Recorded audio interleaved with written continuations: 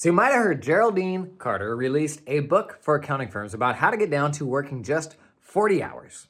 Geraldine's a coach for accounting firms, what she does full time. And I recently had a really cool conversation with her that I want to share about not just getting down to 40 hours, but how to even get down to 25 hours? What? Is that a thing?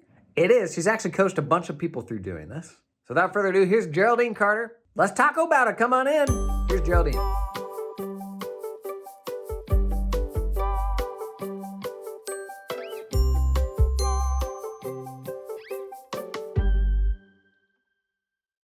Okay, I got Geraldine Carter here with me. Geraldine, if somehow there's people in the universe that don't know everything about you, give them like the 30-second intro. Okay, so I live in Idaho. I have an engineering degree. I was a tour guide for a luxury travel company for 10 years, started a company with a co-founder, ran that for a bunch of years, basically was in charge of the money and the operations. And then in my third stage here, I am a consultant and coach for solo single owner CPAs who are doing typically $500,000 in top line revenue, helping them get their hours down to 40, then 25, then 15. Oh, 40, 25, 15. Oh, wow. Okay. That sounds like most people's path to accounting. A whole bunch of other things and then accounting. I think we first met on your podcast. I think that's how we first connected. Yes. Yeah. On mine. Yeah. Let's plug that straight off the bat. What's your podcast called again? Business Strategy for CPAs. Okay. I remember coming away from there, not having ever met you before, but having like one of the most fun times I've had on a podcast where I was like, this person is super smart. You get I don't know if you've experienced this. You get a disappointing number of podcast interviews where you come out of it and you're like, okay, they didn't know anything about me going into it. I'm not sure they know anymore now. Hopefully that was useful to somebody. That happens. I think, podcast hosts are also people too with lives and want to record something that's meaningfully useful, but sometimes already know the content and ask questions they already know the answers to, which I think is useful, but I think it's more interesting when we ask questions we don't know the answer to, because then, you and I as the host, we both learn things, which I think is more beneficial for both of us plus the audience. So I'm a believer in, talking to people about stuff I don't know, but it takes a little vulnerability because you got to reveal to everybody that you don't know everything about everything. Okay. So you just wrote a book, came out not that long ago. What's the book called? It's called Down to 40 Hours. It's a roadmap for CPAs to end overworking without giving up revenue. Okay. Wow. So I like to ask this question of folks that write books, because I think for most of us, writing a book just feels like this impossibly monumental task, but also there's an element of like, who am I to write a book? Like, what do I really know? So who are you to write a book? Like, how did you get here? This is your first book, right? My first book. And hopefully not my last. Now that I've written one, I'm like, ooh, I kind of have, it's like having the travel bug. Okay. So how did this all come together? Like I don't know, what did you grapple with through the process and all that? So, who am I to write a book? I felt all the imposter syndromes, of course, especially, who am I to write a book for accountants when I'm not even an accountant and I get hives at the very mention of tax. So I had all the imposter syndrome thoughts, but I also knew that the work that I was doing with my clients was making a big difference. And I know that because they tell me, right? And they would say things like, oh my God, I finally feel like I can breathe again. And breathing's useful. So that seems valuable. And they go from working 55 hours a week or 65, or, in some cases 75, and they're just buried under a pile of, 1,200 returns and followed by extensions. And being able to help them dig out of that is really, I see the results, and it's also really meaningful and enjoyable. And I started just seeing the same kind of patterns and challenges again and again and again. And I thought it would be really helpful to people if I could get all these answers in a book so that they could get access to the material at a lower price point on their own timeline when they're ready, et cetera. And when I started writing it, there was a lot of chatter about subscription. And I thought the book was going to be zero to subscription. But then when I built my program, my mastermind for CPAs, and then when I when one of my clients said, if I could just work a 40-hour week, that would be heaven. Mm. And I was like, you guys don't want to make more money. You guys want to work less. And that's when I realized that my people don't care about subscription. They care about working less.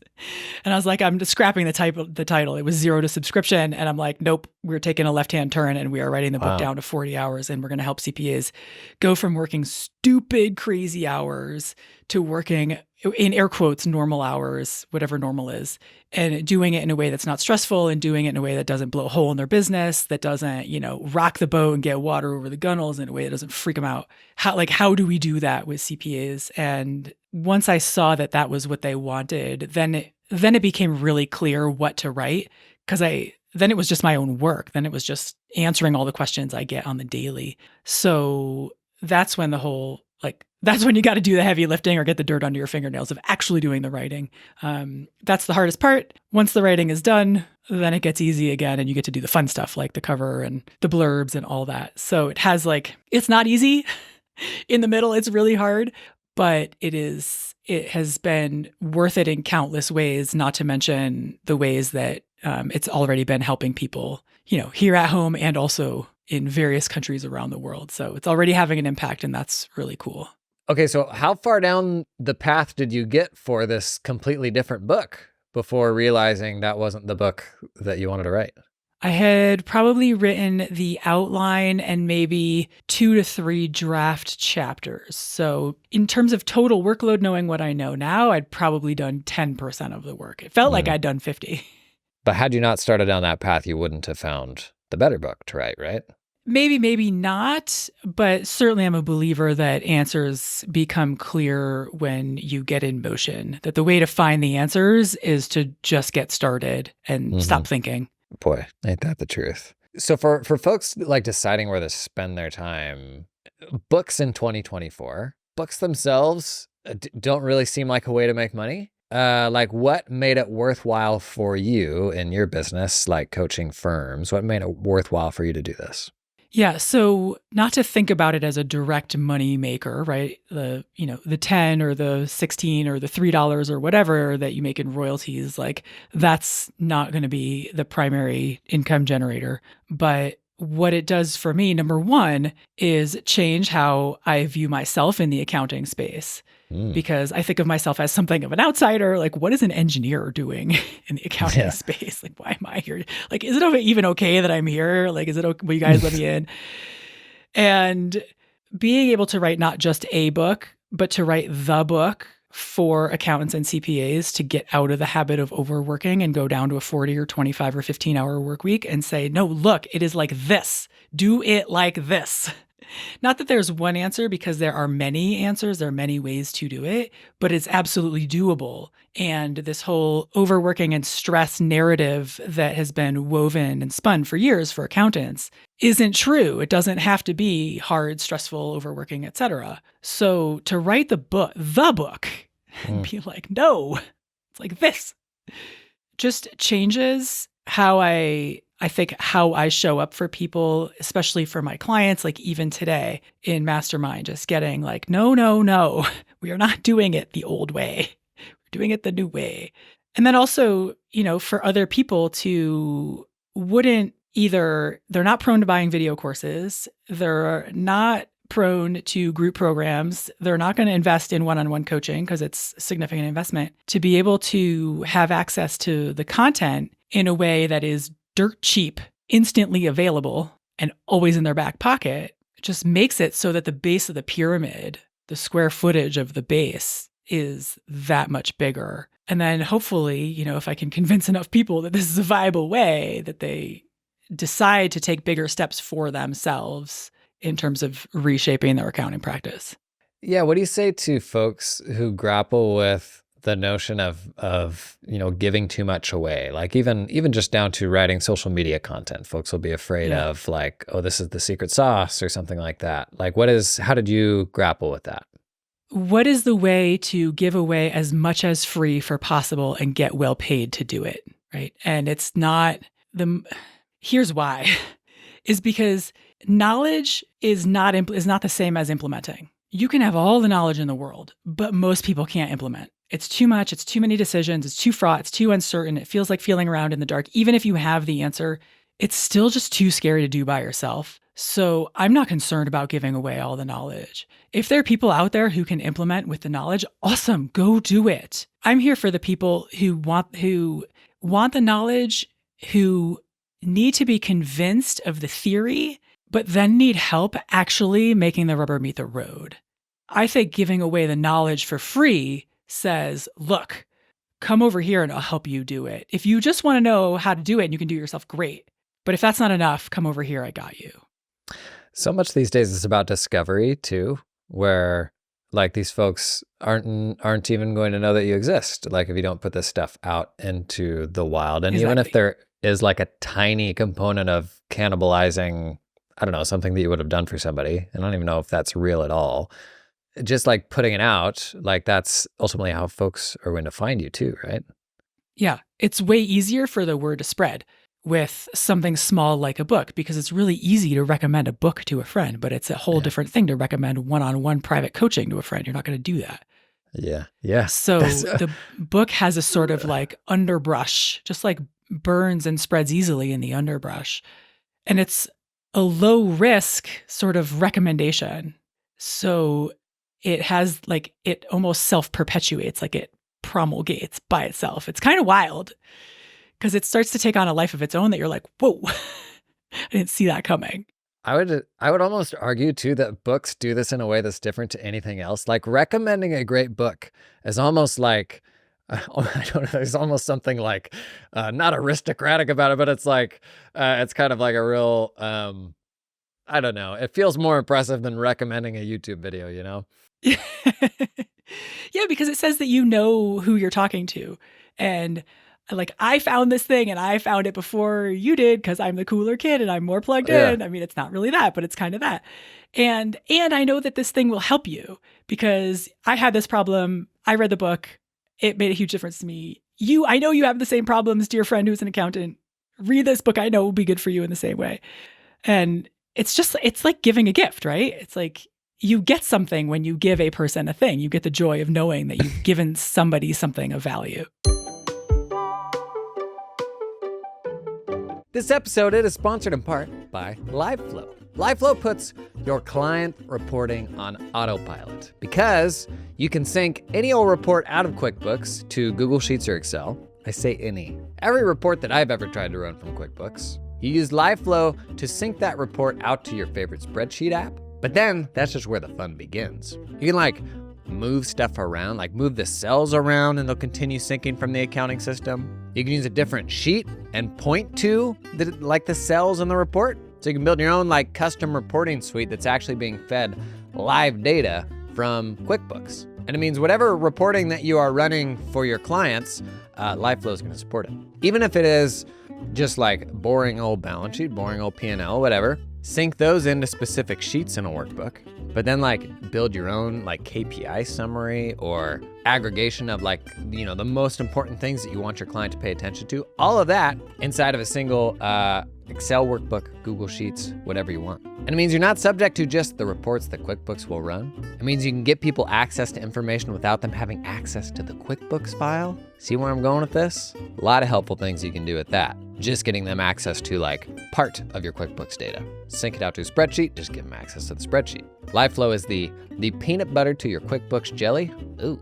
And they even do consolidations now. Roll up a whole bunch of different companies with different charts of accounts. Handles it pretty well. Learn more about LiveFlow, check out a link in the show notes. Today's episode, sponsored in part by Uku. Have you ever been frustrated with the state of billing and practice management systems? How the features usually there are pretty light and obvious, and honestly sometimes just like don't even do what you need it to do, so you got to run this whole separate billing tool alongside your practice management system. Uku has gone super deep on billing. Among other things, it's a full-blown practice management system. But whether you do hourly, recurring, whatever types of work you do, Uku's got the flexibility you need to make the magic happen no matter what. And they're running a big fat sale right now. Use the link in the show notes. They got a 50% off discount campaign going until the end of June. Half off. And 90-day money back guarantee. What do you got to lose? You don't like it? 90 days? They send a man to your house? He's going to give you that money back. Is that how it works? That might not be how it works. Listen, my favorite thing about Uku, you may have seen I did a sponsored demo day for them. Uku, spelled U-K-U. If you haven't seen it, check that out on YouTube. My favorite thing, and they never tell me to talk about this in the ad copy, but I always do anyways because I love it. They have maybe the best view I've seen for like planning out your week. You have all of your tasks, and your tasks have due dates, right? And we're all used to what that looks like. You know, a view of overdue tasks that's a mile long. But they have a view that is like entirely dedicated towards planning when you're gonna do your work. And so like with a view of the whole week, you can organize what tasks you're gonna do what day. And this is a day that's totally independent of the due date. Your teammates can do the same. So when Tina's out unexpectedly, you can see Tina's planning view. You can see what she actually planned to do. Most of these systems just have a due date and that's it. But that's not really enough to like figure out when I'm gonna do the work before the due date, right? That's probably my favorite thing about Uku. Okay, you wanna take advantage of that half off thing? Use the link in the show notes. It's pretty cool, check it out. Okay, everybody's like, enough of the inside baseball on books, Jason. Just tell me how to get down to 40 hours. Yeah. I don't think I was ever down to 40 hours when I was running firms. I don't think I ever quite got there. I got close. I know you do coaching with a ton of folks. Obviously, you've talked with even more folks over the course of writing the book. What are like the, I don't know, what are the high points, like the biggest traps folks are falling into to get from where they are to 40? Yeah, so it's not even quite a trap, the first one. It's more just this thing they didn't know that they needed to know. Just like your clients come to you as a tax person, they're like, tell me all the things I don't know that I'm supposed to ask you about. And one of those things for accountants is understanding value and really appreciating what this nebulous, intangible thing is that your clients are actually buying and giving you dollars for. Because if there is a trap, it's thinking that work and hours makes money. And it doesn't. That's not where revenue comes from. I get that. I say this all the time. Thinking that revenue comes from clients is like thinking that time comes from your watch. I get that it looks that way, but it's not that way. Your revenue comes from the value that you create for your clients, and you capture the value that you create with effective pricing. So the second piece, if anything, is that there are lots of pricing tools. There's not just one. Yes, there's value pricing. Yes, there's flat rate. Yes, there's charm pricing. There's surge pricing. There's a lot of different tools that we can use. And having a basic understanding of which tools to reach for in your drawer of tools, making sure that you're reaching for the proper one for the situation that you're in. So to make this concrete, it would be like, if you want to open a can of beans and you reach in your drawer and you pull out the channel locks, they look the same, but they don't do the same thing. Similarly, if you want to loosen a bolt and you reach for the can opener, like they look the same, you squeeze the thing, but it's not the same tool for the same reason. And if you get mixed up with pricing tools, it's just not going to work. And oftentimes the accountant will blame the tool. Be like, can openers don't work. But that's not how that is. You just need to know how to use which tool in which situation. And then the third thing is really focusing on just maximizing efficiency in your accounting practice. And inefficiency was rewarded by hourly billing. The more inefficient you were, the longer it took, the more money you made. But once you understand that your clients are buying a result and an outcome, and it's your job to deliver on that desired result that they have, then it becomes obvious that it's infinitely worth it to maximize efficiencies and just get stuff done as fast as you can, even if it's done at the speed of light with technology and software. And your client doesn't care if it took you 15 minutes. They don't need to know. They just want what they want, which is usually clarity around their numbers of money. They want to understand what's happening to the money in their business. They want to be less stressed about money, and they want more time, right? It's like not this totally, it's not in, what they want is not infinite, right? What they want is contained. More money, less time, less stress, more clarity. So if you can provide those things, if it took you 15 minutes, even faster, all the better, right? But changing that mindset that we're here to create a result for clients, not do work for them, I think is the mindset that takes the longest to come around. I think we're in an echo chamber where this is more normalized than it is anywhere else. And you talk with folks who are offline and not plugged into this sort of thing, like the norm for not only accounting firms, but professional service firms is still hourly billing, right? So when you get that client in the door where that's all they've ever known, And they don't even, maybe they may think that's all there is. Like it's just hourly billing and they're going to come to you for X hours of work, that sort of thing. So then they end up benchmarking you against the last guy, the last person, and whatever their rates were and that sort of thing. Is there like a degree of education that's necessary with clients who haven't experienced this before? How do you navigate that? So if somebody's coming to you and they are benchmarking you against the last guy, I would say that you have a marketing problem. And if you have a marketing problem, you probably have a positioning problem. And if you have both those things, you probably don't know or have clarity around who your ideal buyer is. If you're being benchmarked against other hourly, we got to do a 180 around what your business is actually doing, who it's serving, and what they get out of working with you. Once we fix those problems and the positioning becomes around the results, like we help female business owners understand their money so they can make better decisions in their business. Now you've made a clean break from any comparison to hourly, because a person who is a female business owner who wants to be able to make clearer financial decisions is going to put you in a whole different camp. And she's not going to think of clarity and around her financial decisions as something she can get by the hour. Mm-hmm. So for the person who like feels like they're being benchmarked, we need to fix a bunch of upstream problems first in order to solve that downstream problem. Yeah, with the goal of ultimately being one of one or not comparable to those other solutions. Wait, say that again. What? Ask it again. With the goal of ultimately being like one of one and not comparable to the person across the street. Exactly. In a blue ocean, by yourself, you're the only one available who provides the thing that you provide. Marketing is almost like a 4-letter word for accountants. Totally. Yes. And it's consistently, anytime I put marketing into a video title or podcast title or anything like that, they're like, steer clear, man. Not a chance. Yep. I got enough clients. Oh my God. I'm asking mainly for myself here. How do you get people to like baby step into that and get excited about it? Like, where do they start experimenting? So I too try to steer away from the word marketing because it's like all the hackles go up. And I get it. When I was an engineering student, I totally looked down my nose at marketing because I thought it was for the ones who couldn't hack it. I will admit my intellectual snobbery around that. And boy, was I wrong about the value of marketing. But baby steps, I start with pain, dream, fix, because it's a really simple, it's 3 simple words to remember. And it doesn't require that you know any marketing, right? So we just identify what pain are your clients in? What do they want instead of what they have? And what is your contribution to getting them from where they are to where they want to be? And the pains are really straightforward. Assuming you're business owning clients, they don't understand what's happening with their money. They want to be able to make better decisions. They're totally guessing. They put a finger in the wind to make business decisions. They don't know if they have money to hire staff. They look at their bank account balance. They're like bouncing business ideas off their spouse. If their spouse is doing the bookkeeping, the books are maybe a mess. They have all the same problems, right? And what they want is to understand their money. They want to be able to talk to a real human about their numbers and their money without judgment, without feeling like they're being judged or dismissed or whatever. They want to be able to better understand what's happening. They want to be able to look down the road at, is anything going sideways that if I knew about it now, I could head it off at the pass before it got really bad.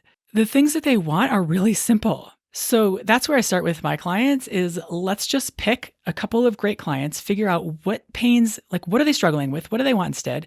And then when you work with them, how are you going to improve their situation? I'm going to meet with them monthly. I'm going to give them clean books. I'm going to help them understand what their P&L is telling them. I'm going to give them a cash flow forecast so they can see where things are going. And I'm going to give them access to Slack or whatever so that if they have quick questions, they can ask me and we'll put a time on the calendar so we can get their question answered. Super simple, right? We don't need to flood your ideal buyers, your prospects with, 50 pages of accounting jargon. So Pain Dream Fix is a really simple place to start. It's the simplest place to start and it works almost every time. This episode is sponsored in part by Tech Guru. I'm in Florida right now at an accounting conference. And you know who else is? I think I probably spoiled it already. Tech Guru's here. They're here exhibiting at a conference, an IT company. You know why? Because they understand accountants. They value them. They go around hobnobbing at stuff like this, having conversations about, computer things and whatever it is that IT companies talk about. But the main thing is that they are focused on us and our problems and the tools that we use and the best way to get that IT stuff handled so that we can focus on the important stuff, which is not IT. Now, any old run-of-the-mill IT shop, they're not going to understand your needs the same way that Tech Guru does, right? You think about all the other accounting firms Tech Guru is working with, the best practices that they see and develop working with those firms, and then your firm joins the squad, you better believe you're going to benefit from a bunch of the stuff they've learned with working with other people, right? Who are you using for IT right now? Huh? Let me take a quick look out the window. Nope, I don't see them here. They're not here, okay? That's why you should use Tech Guru, because they're here. And I think that about sums it up, okay? Tech Guru, link in the show notes. This episode is brought to you in part by TeamUp, helping you recruit top Filipino accountants without any ongoing monthly fees. The difference between TeamUp and all the other offshoring options is that TeamUp helps you hire staff directly. No middleman. You work directly with your new hire in the Philippines. Hire the person, not the company. Guys, gals, gang, here's just a few reasons to hire directly. You have access to higher level talent. Makes sense. You have complete control over team culture and training. They keep 100% of what you pay them, and it's a lot more affordable for you, so you can retain your team for the long term. TeamUp can source accountants with experience working at US or Australian firms, familiar with tools like Xero, Cubio, and Dex. Also recruit specialist roles, team leaders, tax specialists, administrative assistants. Thought experiment. What if you had an executive assistant for the first time this tax season? Just throwing it out there. What would they do? Start at that email video I did on the main channel recently. Get help with that stanky old inbox. I digress. TeamUp recruits these talented folks for a flat one-time fee of 4,000 US American dollars. That's it, 4K one time. Somebody at Robert Half just did a spit take. Robert Half reference. We ever gonna get Robert Half to sponsor this pod? Not anymore. And they can connect you with an affordable employer of record if you need help with payroll and compliance once you hire that person. Big fan of hiring in the Philippines. You know I did a bunch of that. Check out the link in the description to learn more about TeamUp. You threw out something earlier that you said 25 hours or even 15 hours. And somewhere there's somebody sitting on a lawnmower right now going, look at these two out of touch people who don't run accounting firms telling people what to do as if they know. Okay, the final frontier, getting beyond 40. Well, like, what does that look like? What stories do you have of folks finding success with that, and how do we all get there, myself included? So I do want to address the dismissers, and I'm all for, healthy skepticism and walk me through your math and, show me your formulas and everything. But there, especially on the internet, can be some amount of dismissing and like, oh, that's a lifestyle business and that's not a real business, or isn't that cute for you, or how quaint, or whatever. And I'll show you the money. Come over here, we are doing it. And the thing that really bums me out about it is that the sort of like arms crossed, not the ones who are genuinely curious, like, really, I don't believe it. But like the ones who are dismissive are the ones who actually miss out, because we're doing it. I have clients who are doing it. I've worked with people who've gone down to 5 hours a week and gotten out of the day-to-day. It's totally possible. It's totally doable. It just takes shifting your mindset from one of, I have to do all the work. Work is the worst thing you could possibly be doing, which is hard to get your head around when for so long as W-2s, as high school students, college students, we are told, we are drumbeated with the message in America of work hard and you will get there, the sort of American dream thing. But what got you here will not get you there, and what got you here is in the way of you getting there.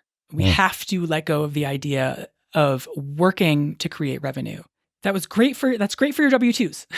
But as a business owner, stop working. Because when you bring your hours down, what happens, and I see this across my clients, is that they are calmer, they think more clearly, they make better decisions, they look farther down the line, they plan ahead better, they execute in a way that is more smooth. They do less, in air quotes, like failure work, where you have to fix mistakes and dumb things because you were moving too quickly or somebody on your staff was moving too quickly, and it takes 4 times longer to fix it than to slow down and do it once. the right time the first time. So they waste less time. They have more time to themselves to just be quiet. And in that time, they use that time to think about the problems in their business, to solve those problems. And when you solve the problem, you then have to go and implement it in your business. And it never works right the first time. So you've got to watch it, follow up with your staff who are doing it, make sure, like massage it until it works. And that's how you get your hours down, is by getting your hours down, which sounds obvious, but in getting your hours down, you get out of the work and you think more creatively about how to create value. And that's where the revenue comes from. And you price effectively, you get your hours down. I don't need to tell you, your revenue goes up. You work a lot less. It's really simple, but it isn't easy. And I watch my masterminders do this, and it typically takes about a year to reshape an accounting practice. If it's a full one with, a 55-hour a week CPA takes about a year to get down to 40, 35 and be sane and calm. So a lot of this is like the trickle down from understanding what your clients' pains are, like the clients you actually want to work with, like your good clients. What is that? Having that conversation, I think, is spooky for some folks because they kind of haven't like breached that, almost letting somebody inside your business, and that is maybe a little uncomfortable. What is that like from a very practical standpoint? What does that conversation look like? That's like, am I asking a favor of that person to get them to give me feedback? Like, how do you navigate that? Yeah. Plus, it's a little vulnerable because it requires that you recognize that you perhaps have not been delivering to your client at the level that they might have liked. And that doesn't feel good. Yeah. But we need to go through it because it's so worth it to know what your clients are really wanting from you, that you might not be delivering at the full level that they're looking for. So there are lots of ways to do this so I recommend for my clients that they pick out a handful of clients that they have a really good relationship with. They've either been working together for a long time or there's just a natural, like, we work well together, and offering, hey, this is not a sales thing. I'm working on making improvements to my practice, and I really want to hear from clients about what it is that they're looking for that would make a difference in their life and their business. Would you be willing to either grab lunch or get a drink or a cocktail, or go for a walk, whatever suits you, 30 minutes, and stick to the time, don't take more than you've agreed to, and ask them a series of questions. There are a whole ton. There's a great book on this called The Mom Test by Rob Fitzpatrick. Because if you ask the wrong questions, like garbage in, garbage out, you're not going to get great answers. Rather than give you the list of questions, I would just recommend to viewers that they just go get the book and highlight, read through for all the questions that you need. But you really just want to ask your clients about what would give you 5 hours back every single week? What would give you an hour back every day? Where are you struggling in your business in a way that's really killing you? What is it that you don't know that if you knew it would make a big difference? And what have you tried that hasn't worked? Because you want to find out if they really care about this problem enough to actually have tried to solve it. So that question in particular reveals to you whether or not they even care to solve the problem. Is it a meaningful problem? If they have, it also signals to you how much money they may or may not have spent on a solution, which then helps you decide, like, oh, they're only willing to spend $15 on this problem. So maybe this isn't a product. Maybe I don't want to develop a product right here. Right. And it gives you but if they've spent $50,000 trying to solve the problem, it tells you that it's a painful problem and they want it solved. And it also tells you what hasn't worked, but has not worked. So that gives you a lot of information about what you might try to build that would actually solve problems and be worthwhile for them. What was that book that you called out? Something Mom? Yeah. The Mom Test. The Mom Test. Okay. Yeah, because your mom will always be nice to you is the premise. She won't tell you the truth. So you want to learn how to ask questions where you will actually get to the truth. It's kind of a goofy name for a really valuable book. Okay, one other question I want to bounce off you, because this is something that I've always struggled with, like how you guide people here. For the folks for whom building a more profitable column accounting firm is like priority number one, like the path is usually getting out of the business, getting out of the work, working on the business itself, and all of that. But you got a good number of folks that run small firms who like love doing the work, right? And I think they kind of hit a wall when they hear stuff like this because they're like, what is the version of this for me? Because I kind of want both. I want control and flexibility, but I also love doing the work. Like, is there a version of that where they can do both? Or is that like a fool's errand? What do you think? So I don't think it's a fool's errand. It's figuring out what is most important to you and looking at the trade-offs with this way or that way. So if you love doing the work, but you don't love being a business owner, but you own a business, just know that what you're choosing is you're probably going to choose 30, 40, 50 hours a week of work because you're going to position yourself as a hired pair of hands. You're going to get paid something close to by the hour, whether it's 100 or 200 or 300 or something, but you're not going to make an effective hourly rate of $1,000 an hour if you position yourself as a hired gun, a hired set of hands. That's okay. There's nothing wrong with that, but just know that that's what you're likely to be trading off. If you're willing to learn the skill set that is required of being a business owner, then suddenly it opens up a whole bunch more lanes of possibility. You can go the staff route and you can buy hours low and sell them high. You can keep it small. Me and my bookkeeper, and I do high-level advisory for high 6 and early 7-figure businesses. It's not a ton of bookkeeping. You can still do some of the work, but you do more of the review and less of the monkeying data. Or you can, I see this especially for people who've been doing it for 20, 30 years. They don't want to do any review, nothing. They just want to do advisory consulting, and they can just go the expertise route, package and sell expertise, become a consultant, if you will, and go that way. So there's no right or wrong way. It's just understanding what you are choosing and what trade-offs you are making and liking the reasons for making those trade-offs. Yeah, love it. Geraldine, thank you for doing this. Happy to. Thanks for having me. Let's ride this promo pony out of here. Where can people find you? Let's point them somewhere to learn more about what you do. So I've got my feet in the stirrups. We mentioned the podcast, Business Strategy for CPAs. My website is geraldinecarter.com. I linger a little on LinkedIn. Just search Geraldine Carter, and they can get my book on Amazon down to 40 hours, or they can buy it at my website, geraldinecarter.com/book. Is that the better place to buy it? Your website? Does it make a difference? Doesn't make a difference to me. It's easier for international buyers if they go via my website because then they get the international links. Cool. Thank you, Geraldine. It was fun. Thanks, Jason. Always great to be with you. Take care.